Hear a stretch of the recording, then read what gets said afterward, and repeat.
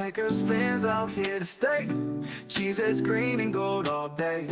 Jordan Love lead us to the bay. Every game we find a way. Green Bay hustle, grind it up. Hit the field, we don't bluff. Touchdown dances, feel the love. Jordan's got that MVP stuff. It's time for OPE, let's go. Packers bringing that show. It's time for OPE, you know. Green and gold gonna glow. Lambeau Field, our sacred ground. Feel the vibe, hear the sound. Packers fans so loud and proud. Jordan Love, he's wearing the crown. Lambeau Field, our sacred ground. Feel the vibe, hear the sound. Packers fans so loud and proud. Jordan Love, he's wearing the crown. Hello, hello, hello, and welcome to the Ohana Packers Edition podcast. We are OPE. I am Iowa Joe. This is episode 1 of the newly renamed from off-season off-topic to OPE Unscripted. This is the episodes where I just find the most random people you can think of, invite them on, have a conversation. Basically, it's anything opposite of the Green Bay Packers because we are in that time of year where content is very limited and I don't want to keep rehashing the same stuff as every other podcast.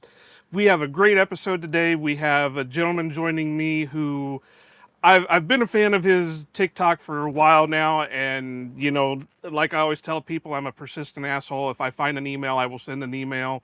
Worst they can do is tell me to leave them the hell alone. So, you know, it is what it is, but he is a true Renaissance man, not only because he goes to Renaissance Fair and performs at Renaissance Fair, but now he will correct me if I've missed anything.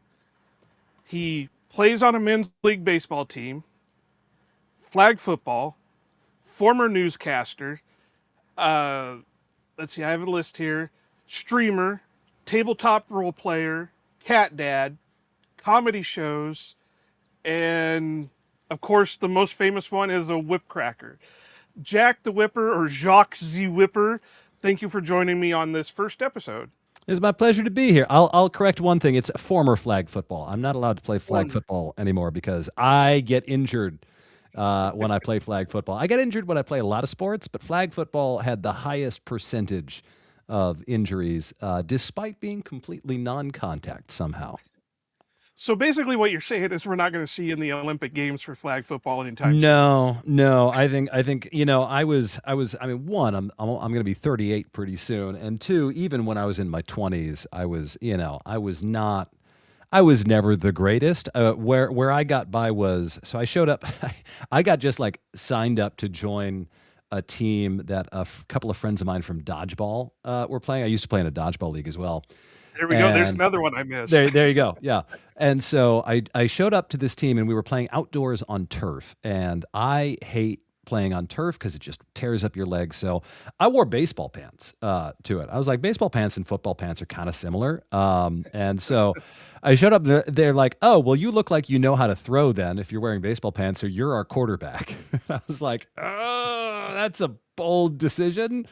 But as it turned out, I wasn't an amazing quarterback, but I kind of, the ball would go where I wanted it to go pretty regularly. And so I settled into basically being a quarterback only. And I don't do cardio, so I couldn't run. You know, I'm fast, but I'm fast for 90 feet, as you know, from all my years playing baseball instead.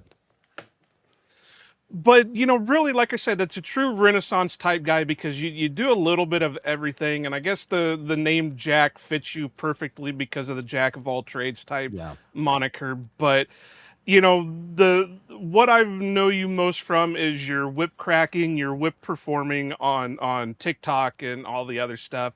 Now, one thing I also did forget to mention was that you have been performing in circuses since you say on one of your things, before you could tie your shoes. Yes. And where did that come about? I know you said your parents are into it, but where did your interest come from? Well, so technically, I wasn't on stage before I could tie my shoes. I learned to tie my shoes. I want to say like 3 months before I started going on stage with my dad. Now, if you were going to say Um, 3 months ago, I was going to yeah, question no, some things here. no. I started performing with my dad when I was 6. So my dad was a circus performer, still is a circus performer. And he was with the Big Apple Circus when I was born, which is mostly a Northeast circus. And then when he left that circus to do his own show, he did the Renaissance Fair circuit for a little bit. And so I did a lot of shows with him at various Renaissance fairs, Scarborough Renaissance Fair, King Richard's Fair near me here in Boston, the Pennsylvania Renaissance Fair, New York Renaissance Fair. So we did a bunch of shows over those years. I didn't start cracking whips until about a year later, which is still like 7 years old is too young to be teaching a kid how to crack a whip. But nevertheless, I did it. And so that was the gist. My father was a circus performer, still is a circus performer, and I think it was easier to just put me on stage with him than hire a babysitter. And so here we are. Now, like I mentioned, you were a newscaster, news anchor. I think it was for NPR. Yep.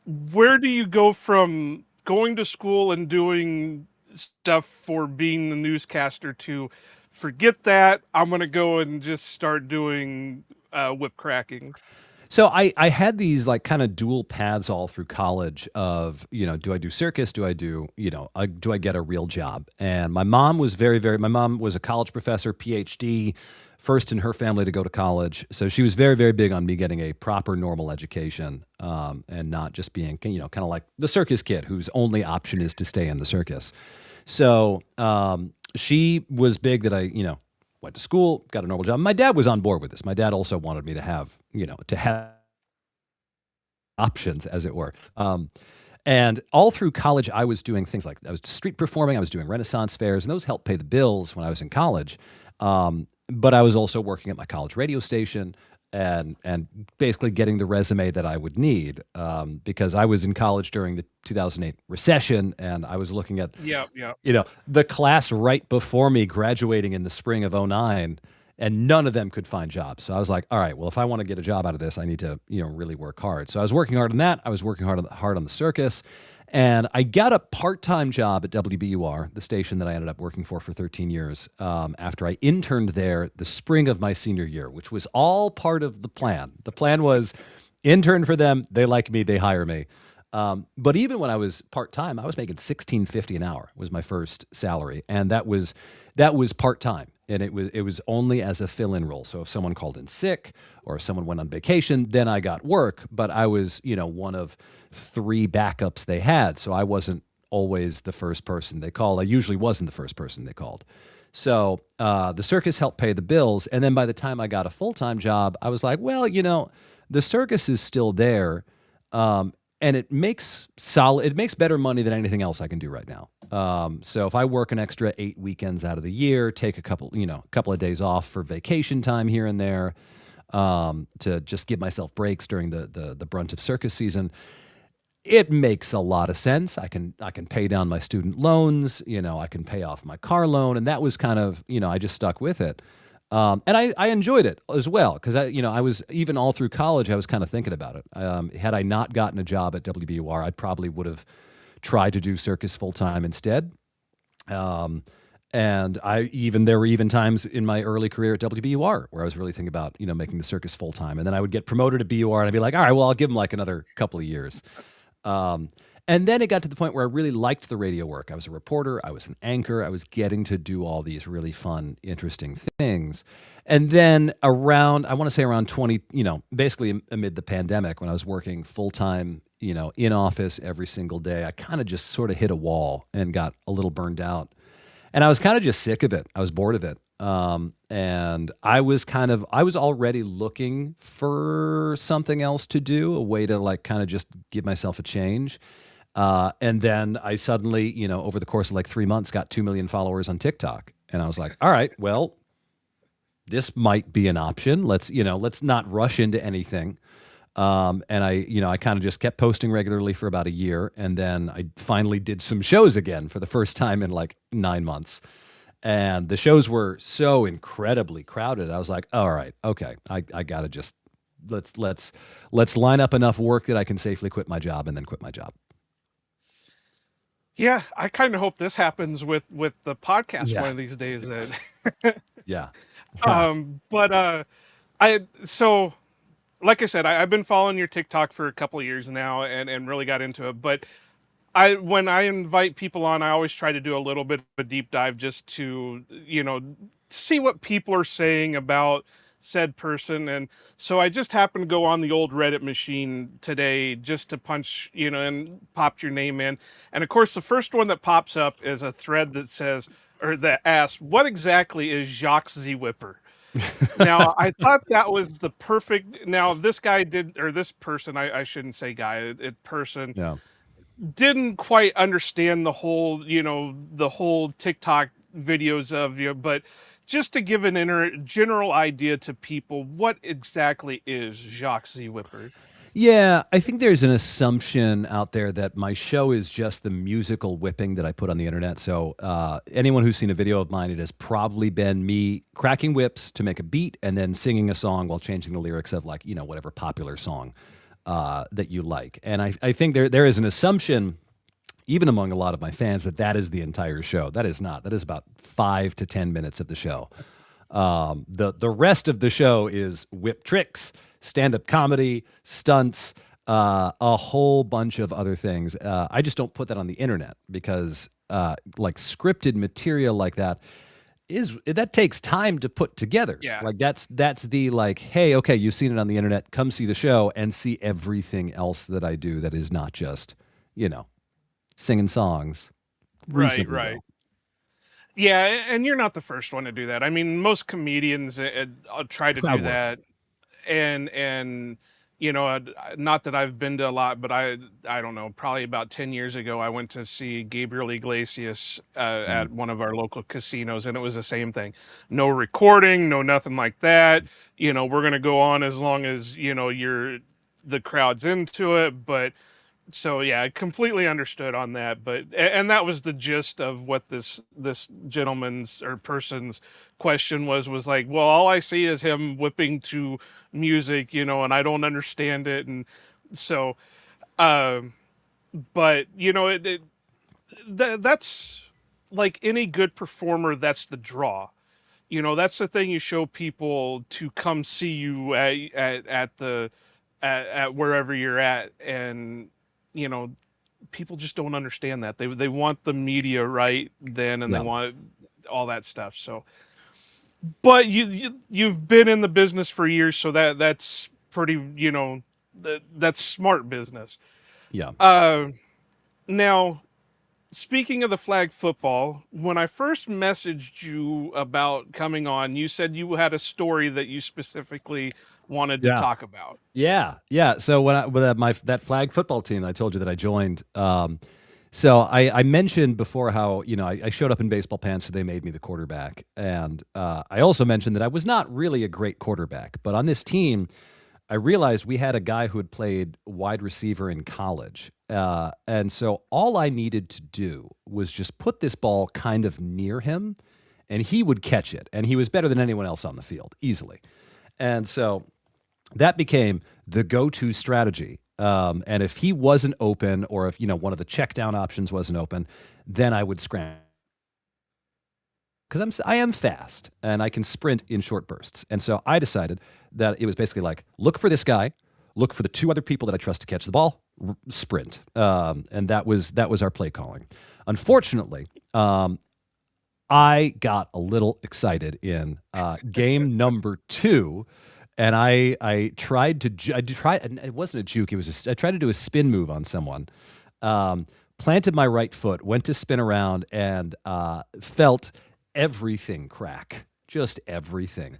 Broke my ankle. Let out a string of obscenities, and there were a couple of fun things about this story. Number one was that I I knew something was wrong, but I wasn't actually in that much pain. So I didn't actually go to the hospital immediately. Instead, what I did was I went back to the radio station where I had been working earlier in the day, And I had put together a story, but I still needed to voice that story. So I went back to the radio station, recorded my tracks for this story. The audio engineer there mixed it all together. Then I went to the hospital, and I was kind of on the fence about it. I called my dad. I was like, honestly, like this might just be a sprain. Like it doesn't hurt at all. And I was like, yeah, I probably should really go check it out. Go to the hospital, and they take an X-ray. And the thing about the X-ray techs, they don't.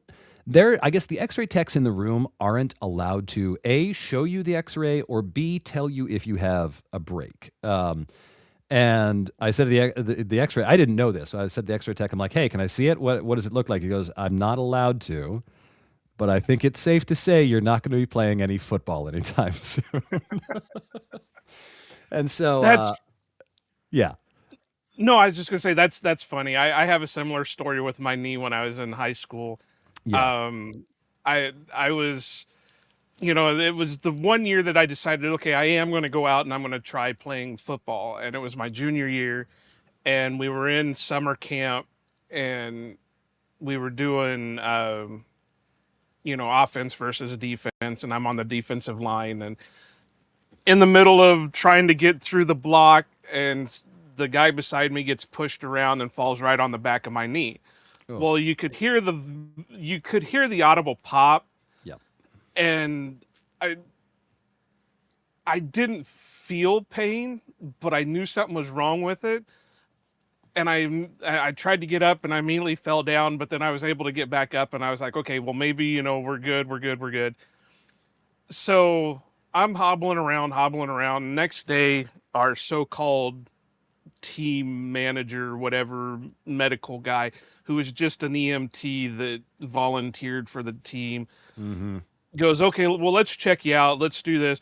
So he does whatever he thinks he's doing, and oh, well, it's just a sprain, just ice it, and wrap it up. So okay, well, I went through the whole friggin' year just wrapping my knee up, icing it after everything, and so it gets to be about a month or two after the end of the season, and my knees giving out on me. I'm still kind of hobbling, and so my mom takes me up to the University of Iowa to their med facilities, and head of the sports medicine, who works on all the friggin' Hawkeye players and everything Yeah. else, comes in. He's an older doctor, Dr. John Albright, trifocal lenses, everything else, and comes in, does the examination, sits down at the desk, writes some notes, turns to me, goes, "How the hell are you still walking?" Yeah, I was going to say, which CL/meniscus was it? It was my Or- ACL, Yep. and I kind of tore the meniscus with it. Yep. But he goes, I really don't understand it because I cannot feel it in there at all. And so they go through the whole procedure, the MRIs, everything else, put me in a brace and all that. And then we get to the surgery, and they go in and do the surgery and all that. And when all done, he comes in, checks, and he goes, there was nothing there. They had to completely reconstruct my ACL. And he goes, I have Yep. no idea how you were able to do it. The only thing at the time, I was still a bigger guy, but at the time I was lifting weights and all that stuff. And I was really good with my lower body more than my upper body. And he said, the only thing I can think of is you've built your quads up so much Yeah.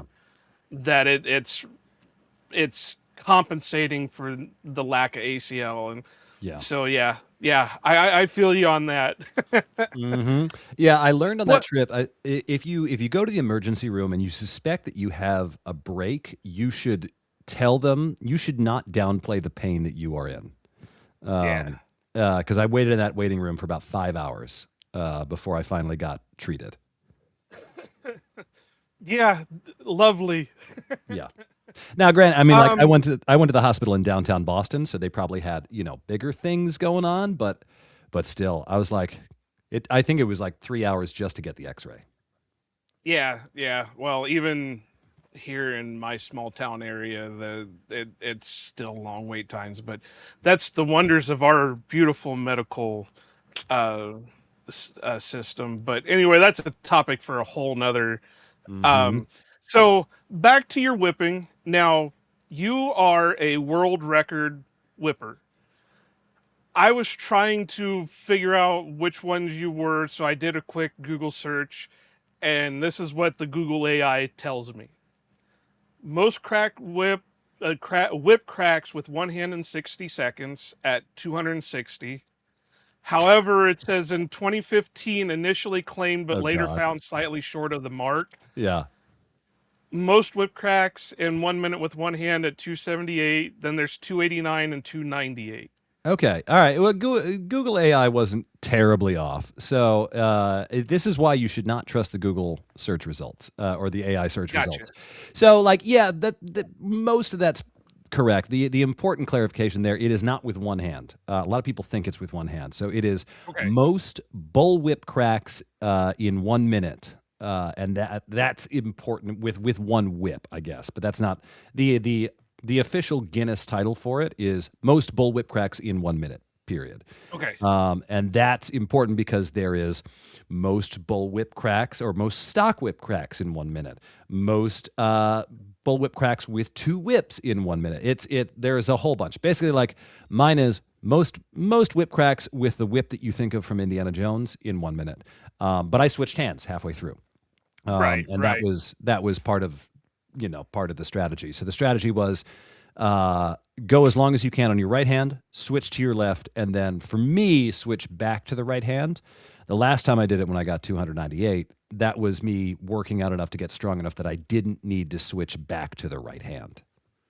Now, when it asks for, or when it says most whips, is that every time it cracks, or is Yes. that actual legit whip? So basically, you can go back, crack, forward, crack, and that would count as. Yeah, that counts as two. So you have to use a technique called the volley, where you basically, if you're standing up straight and you hold your arm out at like an L shape in front of you, you just kind of rotate your hand, back and forth, pronate it, whatever the opposite of pronate is, back and forth, and each time the whip moves to either side of you, it's going to crack. So it sounds like. Yep. So you're going back and forth like that. And every time the whip cracks counts as one crack. However, when you're going as fast as you are, chances are you're going to miss a few cracks. So, the 298 one, I think I swung the whip back and forth probably something more like 305, 306 times. But, had 7 or 8 times where it just didn't count. Yeah, I mean, I gotta admit, the only experience I have with any kind of whip cracking is when you're a kid and you tie the rope to the end Yep. of a pole and Yep. stuff like that. And even then, that's quite the jaunt on the arm. So I can just imagine how tiring it is just to do that in that amount of time. So It is the best forearm workout you will ever find. so pretty soon you're gonna end up Popeye-like and just have them Oh, massive. yeah. I have a muscle, and I'll show it to you on the video, a muscle in this forearm that if it looks like a tumor. It just pops up. I've had that. It's not a tumor. Pretty much. Yeah, it's not a tumor. No, it's just there's this muscle in the top of my forearm where if I just lift my hand, it is just like this like bubble that pops up, and that is the whip muscle. Every whip crack. I remember a friend of mine, Aaron Bonk, posted a video of him like holding his whips, and like he was in such a way that you could see that his muscles were sticking out. And I was like, hey, I see those forearms, nice whip muscles, buddy. He goes, game recognizes game. So I've got a video. Now, to be fair with you, I did find. Well, let me start over with this. So you have a very famous stalker, let's so say, Yes. and he's tends to follow you around every once in a while, Mm-hmm. and you have dubbed him Slayer Man. Yes. Now, I did find his information. I was legit going to send him a message and have him send a video in and just to interrupt. Oh, that would be I, great.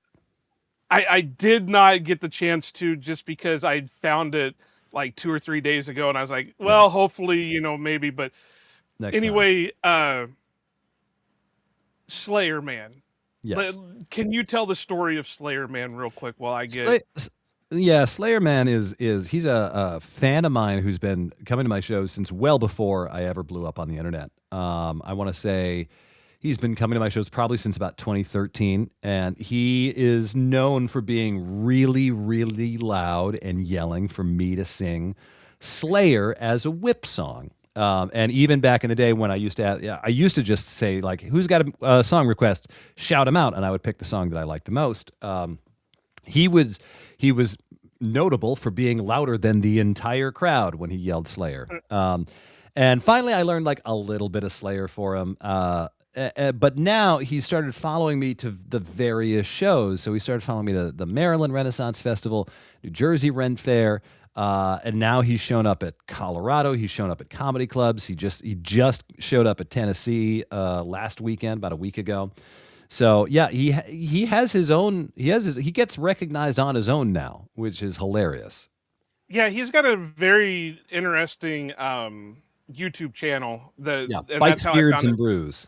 Yeah, and that's how I found him. So, uh, but yeah, the couple that I remember and he finds different ways of trying to get in. And then there's been times that you've thought you've seen him and it ended up not being him, and then he still shows up, manages to show up somewhere in there. But I guess the most famous one as of right now is him in the Minecraft Jacques Ze Whipper outfit. Yeah, he collaborated with my wife on that one. They conspired against me. So I'm going to bring this back to Packers because we are obviously a Packers-oriented show. And I dare to say you got outwhipped by a Packer fan. Now, you came close to it, but I got to give him props. So I will show the video real quick. I know which one you're talking about. Yeah.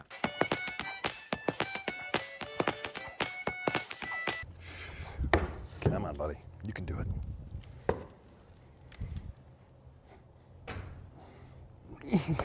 Use the force, Jack. I'm trying to use the force of my bent knees, and that'll work.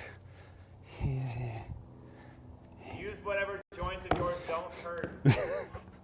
That's actually most of them. I'm in pretty solid shape nowadays. Okay.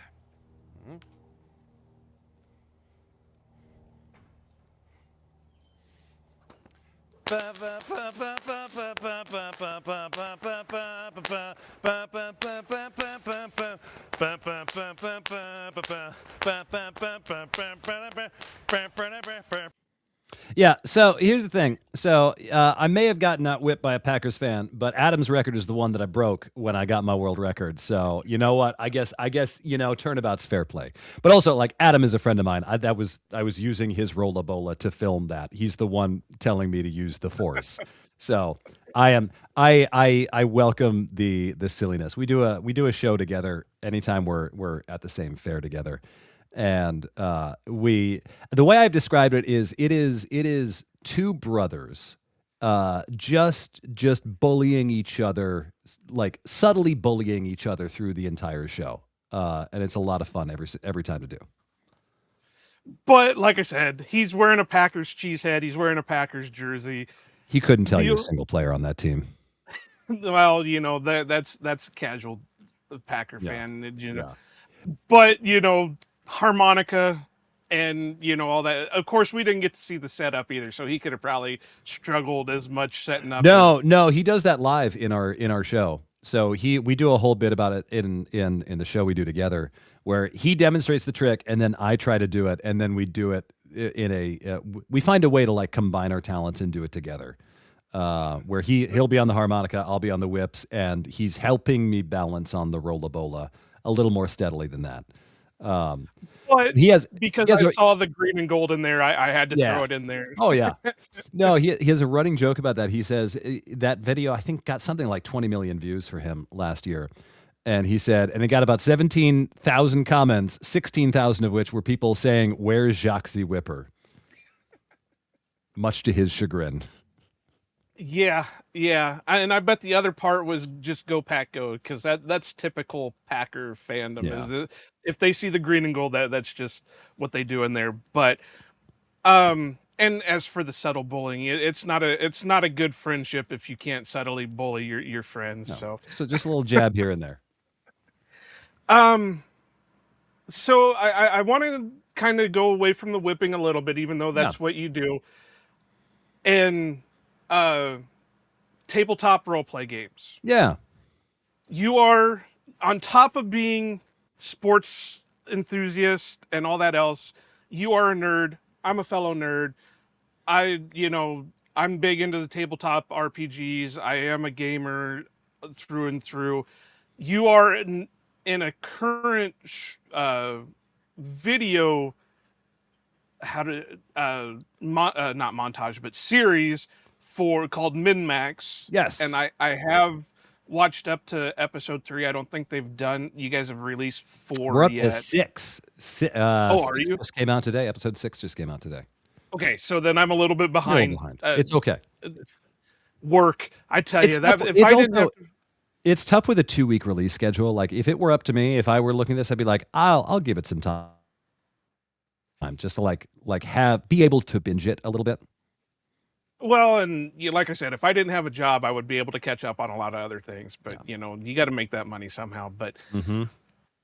when did you start getting into tabletop RPGs?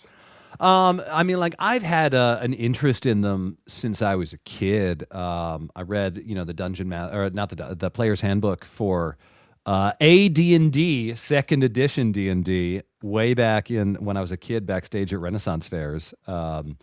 The thing is, I didn't know anyone who played D&D, so I never got to play it until someone moved into my building. I want to say 2021, 2020-ish. I forget exactly when. And maybe it might have been 2019. I forget. Time is illusory and a construct. But basically, like someone moved into my building who was a DM, and she made a game, and so we started playing together.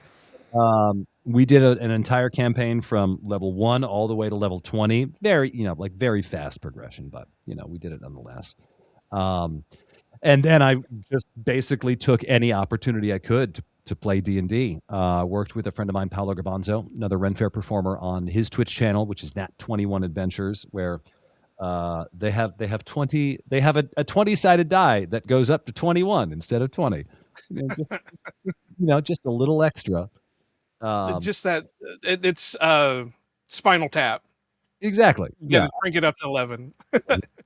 Um, got to perform with 20-Sided Tavern, the live D&D improv show, and now we've got Min-Maxed as well, which I was filming actually at the same time as 20-Sided Tavern down in Dallas. So I would basically, we do 10 hours of D&D with Min-Maxed, and then I drive and do another 3 hours of D&D with 20-Sided Tavern. Hey, it people don't understand what it takes to play a tabletop RPG. They just think, oh, well, that's just some nerd stuff, whatever.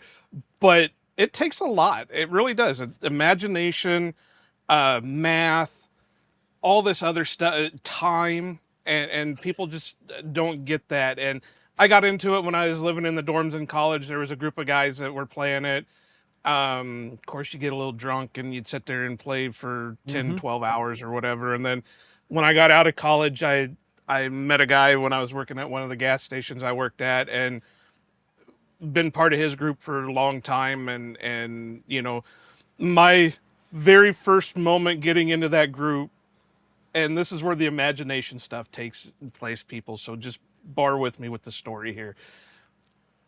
We get in there. I'm playing a rogue gnome because I love playing a rogue gnome for some reason. I can't remember what his character was, but there's a group of 5 of us, and we get into this cave, and I think it was a bat or something landed on. No, we were fighting orcs. So one of the guys in the group had cleave, and he swung and crit missed. I see where this is going. And cleaved my friend in half. So here I am, new to this group in real life and in game, and I immediately see one of the party cleave the other guy in half. And I mean split him right down the middle. From that point on, I was in the group, I was hooked, and I was like, okay, we're gonna go chaos. Yeah, that's not the response you're supposed to have to watching one party member kill the other. No, but my rogue gnome was trying to go into assassins. Mm. So, death is death, whatever, Uh, I was ah, I was what's a little yeah. death between friends? And like I said, I didn't know I was new to that group in game, so it was like, okay, well maybe they didn't like each other and he just a little too far or whatever. But now, other than D&D, have you got into any other of the tabletop RPGs? I've tried a few here and there. I got to play a Daggerheart game when I was at PAX Unplugged. Really like Daggerheart. It's D&D, but with less rules and more vibes. So like if you're the dungeon master, you have a lot more freedom to just kind of like make the story make a little bit more sense and make things flow a little bit faster, especially combat. I just did an episode. I did with some friends. They have a podcast where we did Draw Steel. We did a one shot. I will say, Draw Steel. Holy smokes, is that combat slower than molasses? So I left Draw Steel feeling like it could use a little bit of work. And then have I done any? I don't know if I haven't done any Pathfinder yet. I'm familiar with Call of Cthulhu. I mean, 5e and now 5.5e is my bread and butter. Pathfinder is very similar to D&D, very much Yeah, same structure and all that's what that I've stuff. heard. If you can, and this is a suggestion for you, so if you can find somebody who has the OG books, not Savage World, Yeah. Deadlands is a very good tabletop RPG. It's an old west style, but it's a Hmm. weird west style, and you've got like vampires, werewolves, Walking Dead, all that good stuff. That's one of the ones that my friends and I tend to play more often. Not, and it's a very old school style of dice game where it's not a D20 system; it's like a Mm. D6 system. But if you don't like slow combat, it is a very slow combat. See, I usually don't mind slow combat. I just play with so many people who are just so very ADHD that I'm Yes. just like, guys, I need you to pick up the pace so that I don't Yeah. like lose interest here. Is also like for me, like combat is actually one of my favorite parts about D&D. Because I see it as a puzzle to solve. Like Strategy. games like I played games like Shining Force back in the day, or the modern equivalent would be something like Fire Emblem or Triangle Strategy, where like I played these games where you like move pieces around the board and they get one attack, and then the enemy gets an attack, and it's like for me D&D combat is the exact same of like, okay, how do I win this combat by expending the fewest resources and taking the least damage? Like where that's a fun equation for me, and so because of that, like that is what I focus on. And like it can immediately be like, okay, do this, do this, do this. And then someone will do something suboptimal. And I'm like, I'm just filled with rage at it. Yeah. My tactics anymore is I hit as hard as I can for one and then I run. Yeah. Yeah. We've been doing a group Baldur's Gate 3 run with some of the guys from MinMaxed, and our fighter, boy, is he being a himbo.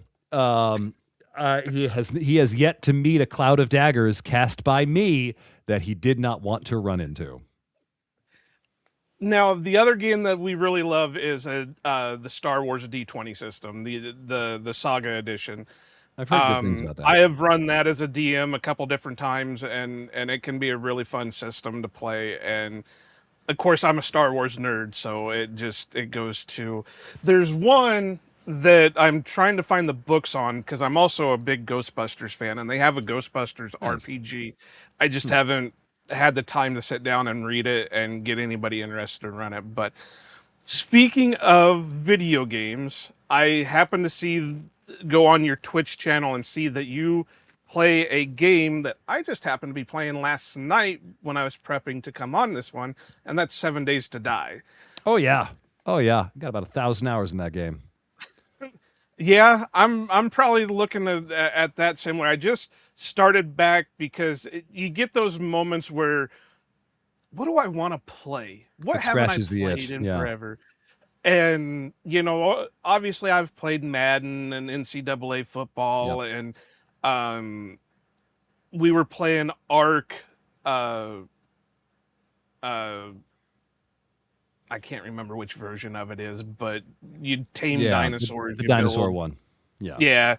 Um, or we get when we have a big group of four, we do Phasmophobia. Mm, Uh, that one's a pretty good one. But so I got one of these days we were gonna have to get together and run a 7 days to die world, yeah. and I run a server for my my Discord server. That I will probably it's like defunct right now because like everyone's kind of lost interest until 3.0 comes out. But I think once 3.0 comes out this summer, which I think is going to be this summer, I will probably clean that up and put it back up. So yeah, yeah. I don't get a chance to play as often as I used to just because of work schedules and that, but yep, yep. I try to play a little bit, and I got a couple of friends that uh we or what's the other one that No Man's Sky is the other one that we've been kind of Mm, playing a little bit more of. And I yeah, just built the Ebon Hawk in No Man's Sky, so I'm nice. pretty good with that. My Um, wife and I have been doing a ton of RuneScape Dragon Wilds, which gotcha. is little survival crafty and a little Souls like, oddly. Huh. Yeah, Huh. which she has not done well with. She's never touched a Souls like game. I've played a few. I am familiar enough with the calculus of like, hey, don't just mash the attack button. Remember where your dodge and parry buttons are. That's my big problem with the Jedi Survivor games Yeah, is it's very much similar, and you've got to make sure because you can't hold block yeah. constantly because you've got a certain amount, and yeah. Mm-hmm. Yep. My kitty cat has decided to be a little bit of a pain in the butt, so Yeah. I think I woke mine up by rubbing it in me um too much. so we'll move it back to a little bit to sports. Yeah. You live in Boston now, but I'm Yes. going to put my sightseer hat on, my prognostications.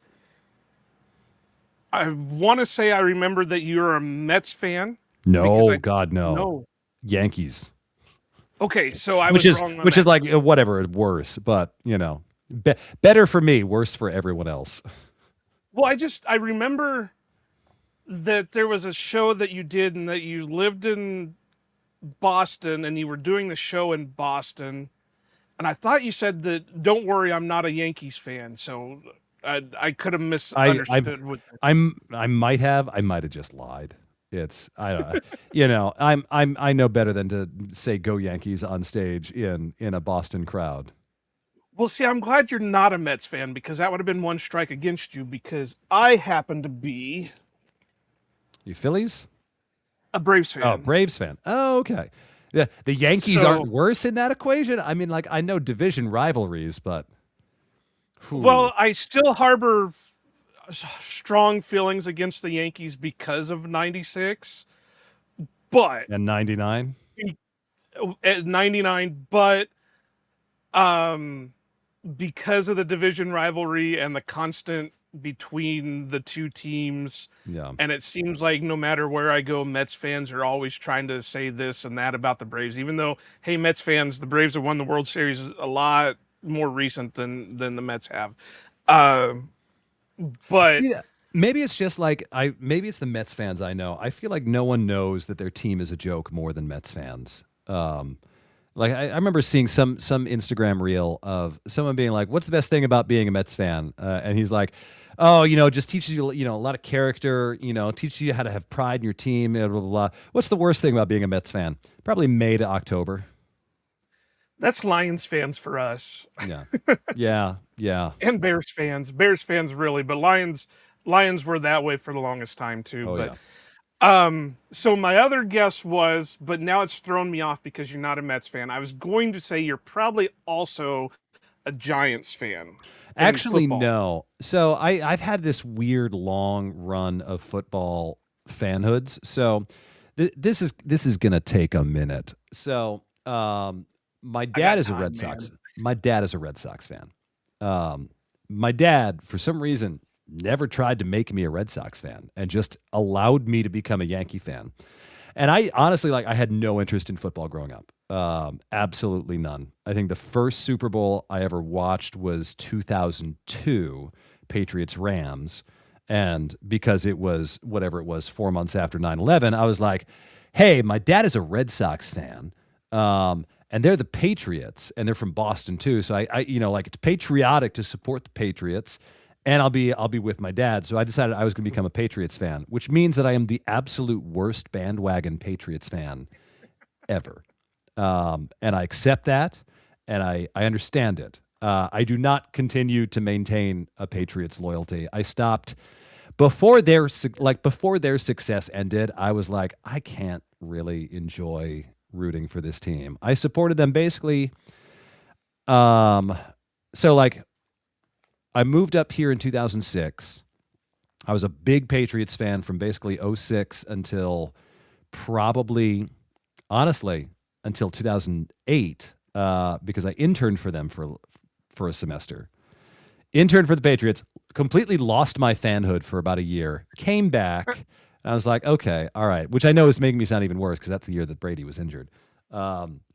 And then was a huge Patriots fan up until about the moment after they beat the Falcons in the Super Bowl. And I realized, I said, no victory by this team will ever be as satisfying as that was. No success will ever be great. And I came to that conclusion. I didn't really kind of, I think, understand it until I think it was the next year they lost to the Eagles.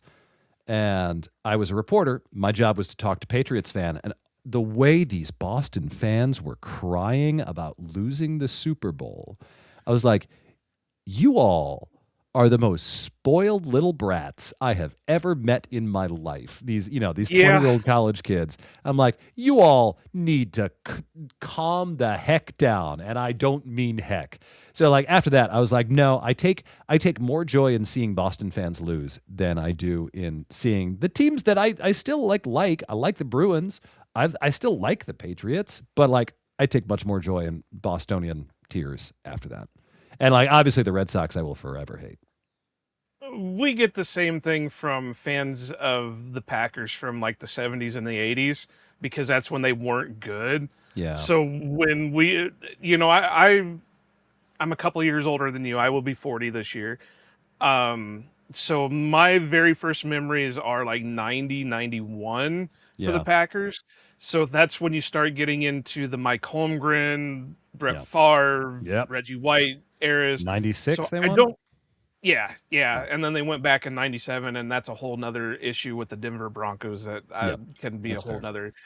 Um, but before that, they weren't good, so I don't remember that era of them not being good. So when we start having like down years or off seasons or whatever, well, you guys would have survived it in the 70s or in the 80s. Like, I wasn't thought of, so leave me alone. Yeah. I mean, it's like, what it really comes down to for me is there's no sport that I really, really enjoy besides baseball. Like I enjoy a good football game here and there. But I have been a Yankee fan. I could tell you, I could tell you most of the Yankees 25. I mean, back in the day, I could tell you most of the Yankees 40-man roster. Not as much anymore. But aside from the Yankees, I'm not really clued into pretty much any team with any regularity. I'm having a hard time keeping track of people players on teams when I start feeling like I'm old enough to be their dad. Yeah. And it's like, no. So what was it? A friend of mine who's I want to say he's mid 40s, and a Lions fan. But he was so a very humble Michigander. So he was explaining to me, he's like, you're old when there is no one in your preferred sports league who is as old as you are. That's the final step. Once you when reach the that coaches point, start being your age. well, I mean, like there's always like a coach who's like 33. That's fine. But like when no one in the league, everyone in the league is younger than you are, then you have reached that point. My co-host Mike and I often talk because we're big this is a big NFL draft show. So we just came off of all our NFL draft stuff.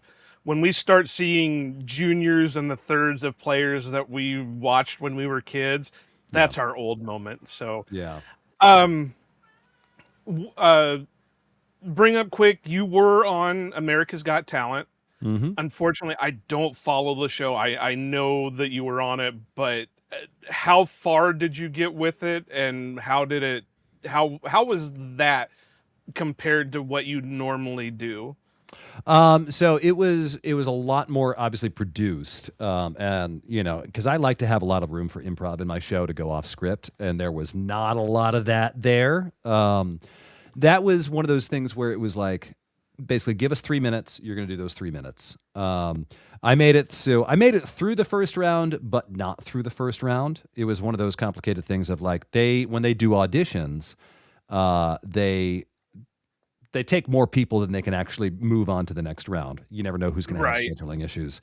And my schedule was a hot mess because they were going to be filming them right in the middle of like my busy fall tour season. And the other thing is I'll be upfront. So they asked for like, what are 3 more things that you can do? And I had like 1.5 more good ideas, maybe 2 more good ideas. I did not have 3 more good ideas. And like I gave them a third idea, but it wasn't great. And so they were probably looking at that and saying like, that third one's not great. So, as far as I'm concerned, I went on national TV. All 4 of the judges said yes to me. And I get to put that on my resume forever. And honestly, that's fine. I didn't want to go, like anytime you go on national TV, you are rolling the dice, because something could go horribly wrong. And I didn't really want to roll those dice again. I Yeah. will take the note on my resume and move on. Yeah, like I said, it's not a show that I typically follow. I mean, I'll be honest with a lot of people. I don't watch a lot of TV shows. Same.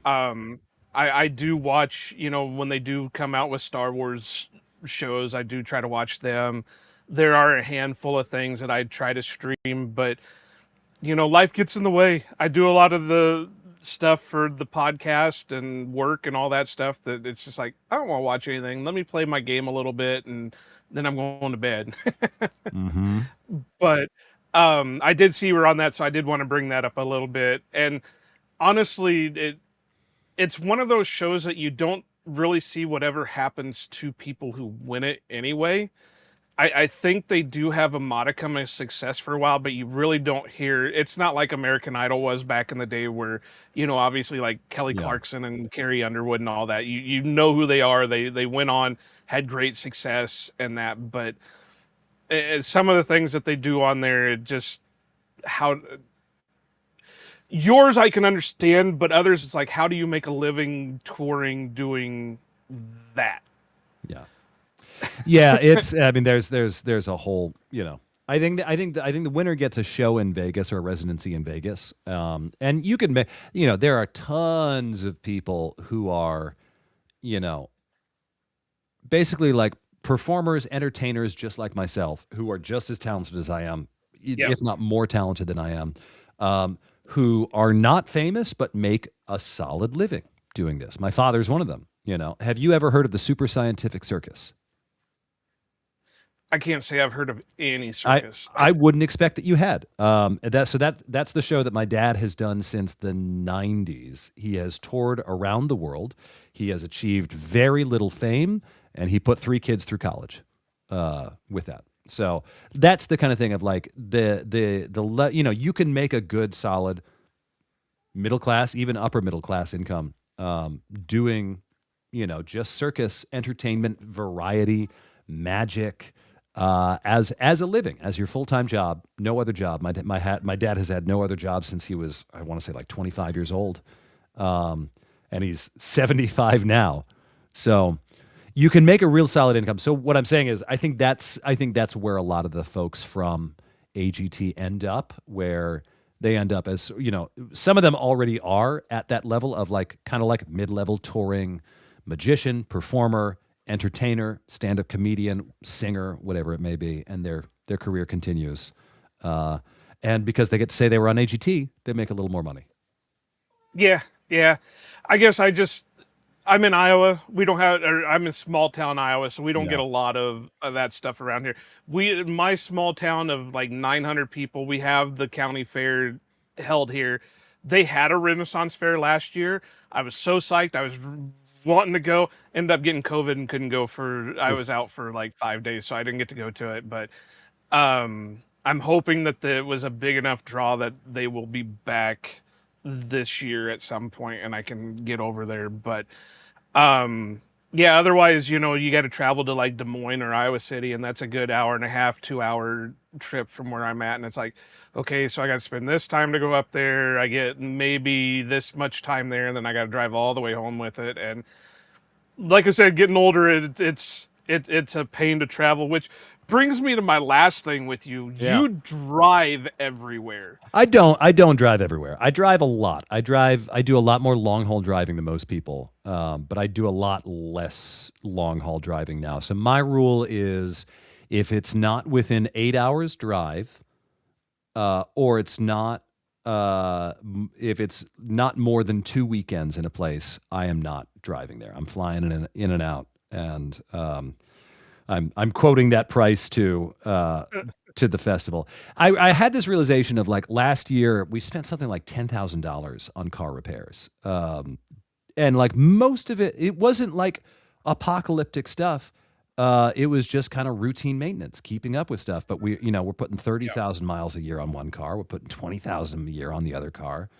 It was the kind of thing of like, yeah, I can't do that. So, and these are not old cars. One of them's at I think 50,000 miles, and the other one's at something like I think just past 100K.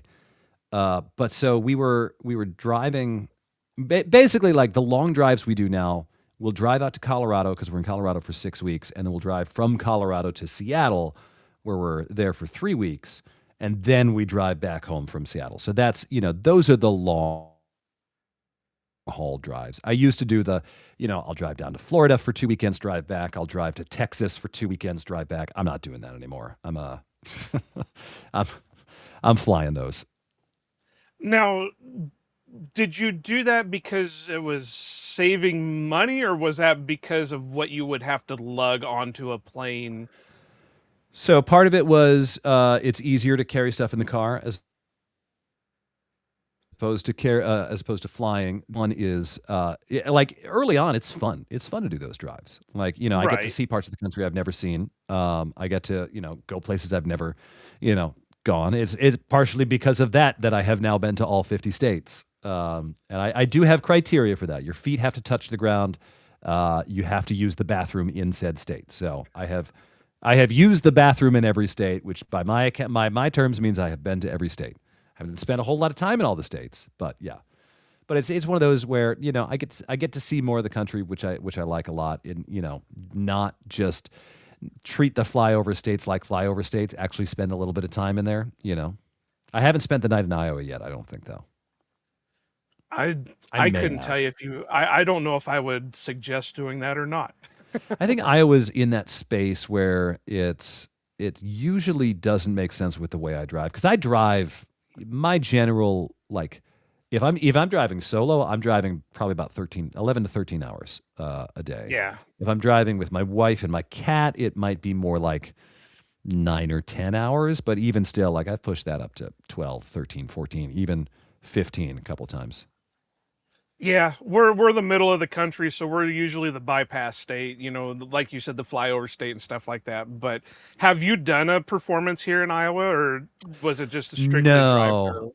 I think so. The closest I have come to you guys would be St. Louis. No, Okay. Kansas City, Okay. which is like I know not especially close, but that's the closest It's I've been about so three far. hours from Kansas City's about 3.5. St. Yeah, Louis is about 5. yeah. I've been saying to my agent who books the like kind of like theater shows for me, of like the whole basically the whole stretch of Ohio all the way to the Dakotas. That whole stretch is, I think, just a whole area where I have not done a ton of work. I've done a show in Indianapolis before. I've done, I think, one or two shows in St. Louis. I've done a couple shows in Chicago. but I've never done anything in Minnesota, never done anything in Wisconsin, Iowa. There's some space, and it's not like no one lives there. There are people who will come to the show. Almost.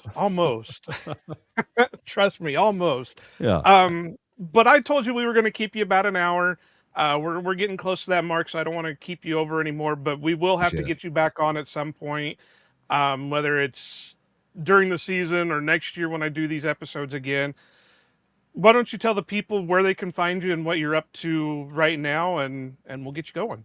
So I'm on a little bit of break for May. I do have some shows, one at Mohegan Sun in Connecticut, one at the New Jersey Renaissance Fair. That's towards the end of the month. That's Memorial Weekend. After that is the big summer tour. I'll be in Colorado, Seattle, and Maryland, and then Ohio, and then Boston. We're hitting it all over the next few months, except Iowa. But you can find my full schedule is always on my website. I always have it pinned to the top of all my social media, but it's also on my website, jackthewhipper.com or jacqueszewhipper.com, or if you want to use my real name, jacklepiars.com, because none of you know how to spell any of those things, so I made all three of them. That's where you can find me. Yeah, and see, I'm the type of guy that I love to mess around with names, and the reason I can remember Jacques is because I always remembered as Jacques. Oh, that's good. Yeah. Maybe that's what I'll tell But people. it's Jacques. But yeah, you can find us, Ohana Packers, on anywhere you find it. Ohana_Packers on Twitter, Ohana Packers Edition on Facebook, Instagram. We don't have a Blue Sky yet. I have a personal Blue Sky. You can follow that, iowajoe.bsk. whatever their long handle is over there. But make sure you like, subscribe, tune in for more next week, unless schedule changes. I have a former minor league baseball player going to be on. And then I've got a couple other big shows coming up. But if you have a recommendation for a guest, I am looking to throw this out there. Jack, if you know somebody, that'd be great too. I'm looking for somebody to talk paranormal with on one of these episodes. I'm a big paranormal person. I'm what I like to call a skeptic believer. I do believe that it's possible, but I don't know if what you see on the internet is the truth. So if anybody knows somebody who's got a podcast or does content creation or whatever that would like to be on one of these episodes, send me the information. Again, I'm a persistent asshole. I will email till I can't email anymore. But as Mike would say, go Pack Go and aloha. Packers fans out here to stay. Cheeseheads green and gold all day. Jordan Love lead us to the bay. Every game we find a way. Green Bay hustle, grind it up. Hit the field, we don't bluff. Touchdown dances, feel the love. Jordan's got that MVP stuff. It's time for OPE Go. Packers bringing that show. It's time for all you know. Green and gold gonna glow. Lambeau Field, our sacred ground. Feel the vibe, hear the sound. Packers fans so loud and proud. Jordan Love, he's wearing the crown. Lambeau Field, our sacred ground. Feel the vibe, hear the sound. Packers fans so loud and proud. Jordan Love, he's wearing the crown.